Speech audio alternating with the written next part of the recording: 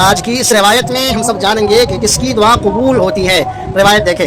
عن ابی ہریرہ رضی اللہ تعالی عنہ قال قال رسول اللہ صلی اللہ علیہ وسلم. حضرت ابو ہریرہ رضی اللہ تعالی عنہ سے روایت ہے, انہوں نے فرمایا کہ نبی کریم صلی اللہ علیہ وسلم نے ارشاد فرمایا, ما من رجل يدعو اللہ بدعاء الا استجیب له. جو بندہ بھی اللہ تبارک و تعالی سے دعا کرتا ہے تو اس کی دعا قبول کی جاتی ہے. فإما أن يعجل له في الدنيا, یا تو دنیا میں جلد ہی قبول ہو جاتی ہے.